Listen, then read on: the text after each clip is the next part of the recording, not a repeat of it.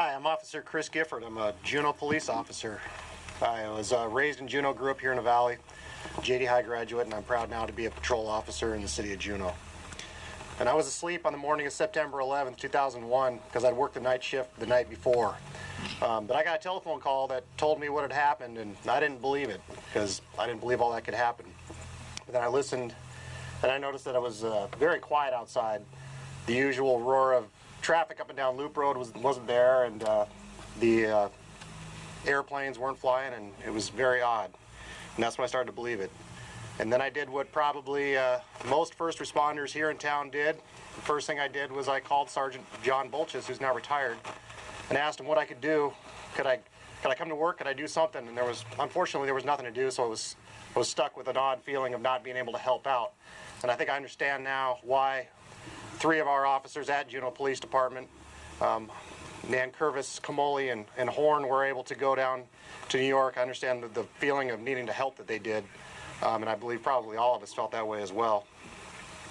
Looking back 10 years, it's important to remind ourselves that each of the names of the almost 500 first responders killed is an individual life away from that event.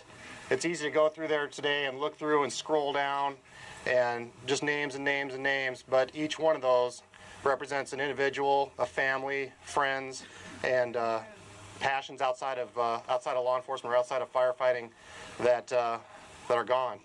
And for instance, 26-year-old New York police officer Mark Ellis, who had just 2 days before the attacks in 9/11 proposed marriage to his girlfriend, and he had been an officer for about 3 years.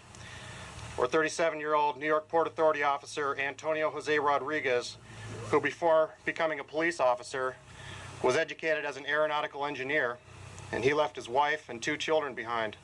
Or Port Authority officer Captain Kathy Mazza, what she did is she shot out the glass in the lower portion of the North Tower, which allowed a lot more people to get out, because before that had been very bottlenecked, and by her action at the scene, a bunch of people were allowed to escape. She left behind a husband who was also a police officer. So today, remember the sacrifice these people and all first responders made on that day, and remember the sacrifices of the rest of the 200 or so law enforcement killed each year, and offer our condolences to their families and friends. Thanks.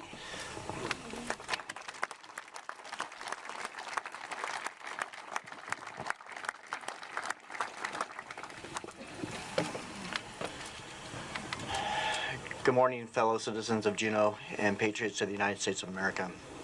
My name is Charles Blattner. I'm a firefighter paramedic with Capital City Fire and Rescue. 10 years ago, September 11th, 2001, I was heading home on what I remember to be an uneventful shift at the fire department. I did not know that my fellow brothers in arms, firefighters like me, were responding to what would be their final bell.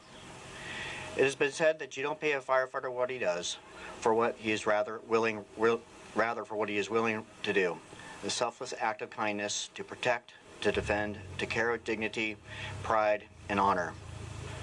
Some might call us heroes, but most firefighters think of ourselves as ordinary people asked to do extraordinary things in unusual circumstances. On September 11th, 2001, over 400 firefighters and 200 fire apparatus were at the World Trade Center at the time of the collapse of the Twin Towers. 343 New York firefighters made the ultimate sacrifice in the attempt to rescue their fellow citizens in the most extraordinary of circumstances. 343 firefighters never returned to their stations, never returned to their homes. Might you ask, why do firefighters run into burning buildings when others are running away? It's just what we do. For you see, firefighting is a calling. We are born to be firemen. No other explanation is necessary. 2011 marks the 10-year anniversary of the 9/11 disaster. A few days after the incident, President Bush visited what would now become known as the Pile at the World Trade Center site. While there, President Bush talked to a retired New York firefighter, Bob Beckworth. Beckworth had gathered his leather helmet and bunker gear, the iconic identity of the New York firefighter. He went to the site where 343 firefighters had lost their lives trying to save the people of the World Trade Center. During his conversation with President Bush, firefighter Beckworth said, "Please never forget this horrible atrocity. President Bush replied, "We will never forget." That statement has become the motto of firefighters throughout the United States. Chief Etheridge, will you please come forward?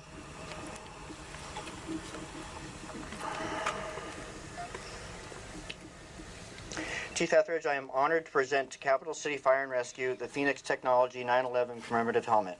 This is a collectible limited edition helmet.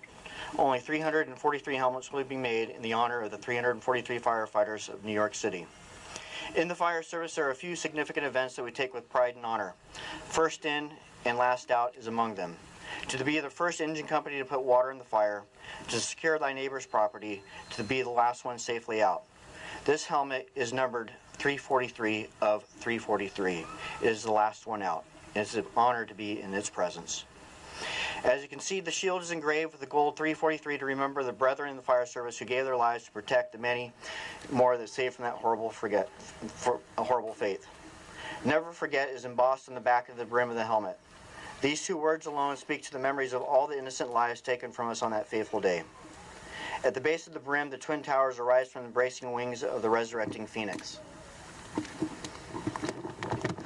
The symbolic nature of the phoenix, to rise again, is of particular importance. As a firefighter, it means the passing of the historical lineage of traditional firefighting, of hard lessons learned, to train harder so we may perform better, to rededicate ourselves to the selfless act of kindness, to protect, to defend, to care with dedication, pride, and honor. As a nation, the phoenix represents rebirth. On September 11, 2001, evil attempted to break the American spirit. As we stand here today as a testament to that failure, it is our sworn duty to move forward with renewed vigor of the American spirit while pausing momentarily to remember our fellow patriots that gave a lot to save a lot. As we leave here today, I ask you to never forget.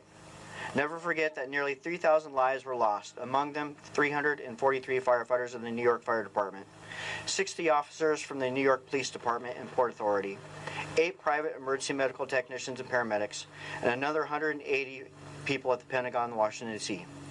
Let us not forget the other heroes of that day as well. Jeremy Glick, Todd Bremer, and the patriotic citizens of Flight 93. They stood up for freedom and said, "Let's roll." As we leave here today, I challenge each one of you to look around. Rededicate yourself to making your neighborhood, your city, your state, your country a better place to live. September 11, 2011, the 10-year anniversary, we remember the ordinary public servants that were asked to do extraordinary things in unusual circumstances and made the ultimate sacrifice. In closing, the fireman's prayer. When duty calls me, O Lord, wherever flames may rage, give me the strength to save some life, whatever be its age. Help me to embrace a little child before it is too late, or save an older person from that horrible fate. Enable me to be alert, and, O Lord, give me every move. For life is so precious, don't let me lose. I will fill my calling and do my best and to guard every neighbor and protect their property. And if according to thy will that I must give my life, then thy protecting hand, my Lord, I pray thee, protect my children and my wife. Amen.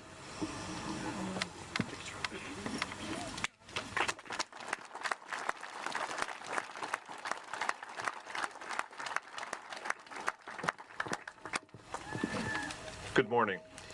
My name is Carl Furlano with the Juneau Gastineau Rotary Club, and it is my role here today to offer an invitation to remember.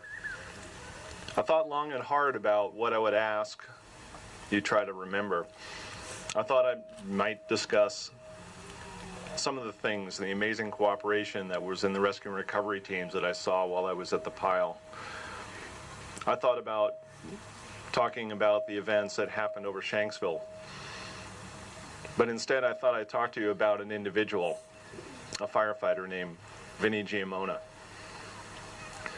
Vinnie Giamona was one of those crazy guys. Great Elvis impressions, always had a joke, stand up, come meet it. And he was a lieutenant in Ladder 5. Ladder 5 was in my old neighborhood in Greenwich Village. Ladder 5 was one of the first crews that went into the World Trade Center. And this crazy, laughing, fun-loving guy was working on his birthday. Today is a day he would have been 50 years old. And there will be a party tonight in Elvis costumes in his honor. But Vinny had a more important job. He worked his birthday in order to be off for the weekend celebration, and he led his team up the stairs. What I've been able to piece together by talking to people and from reading certain accounts, Vinny came across with his crew in Ladder 5, and for those who don't know, a ladder company are the rescue company. They're the ones who pretty much go in to save the people. The engine companies concentrate on putting out the fires. And ladder companies have a strong sense of dedication, of never leaving anyone behind. Somewhere in the 26th floor was a series of civilians who were injured, who couldn't make it down the stairwells. And they were waiting for someone to try to help them. And Ladder 5 did that, among with several other ladder companies. They were coming down stairwell B. And some of you may have remembered that there were 14 survivors, including Carolyn Harris, that survived in stairwell B. 30 feet above where the survivors were was where Vinny Giamona, Tommy Hannafin, several other people in Ladder 5 that I knew perished. They're amazing people. They ignored the order to evacuate because evacuate does not mean you abandon people behind. And that kind of dedication, that devotion, is incredibly important. So my invitation to remember is to remember some of the good things that we can take away from that tragic day. Remember the sense of community that we had. Those flags flying were not a sense of nationalism or zeal. It was a symbol that we are one team, one community, and we came together. Remember the courage and the bravery of first responders. And look around you. They're here in our community, and they put their lives on the line for us every day. And we have to remember them in other than just when they're coming to save you. Remember to value those people around you because they matter. And don't put off the important things. Tell them that you love them because you don't know what will happen today or tomorrow. And I offer you always, remember the events of that day for as long as you live. Because as long as we remember, those people did not die in vain and they did not lay down their lives lightly. So please, while the music plays, accept this invitation to remember and to never forget.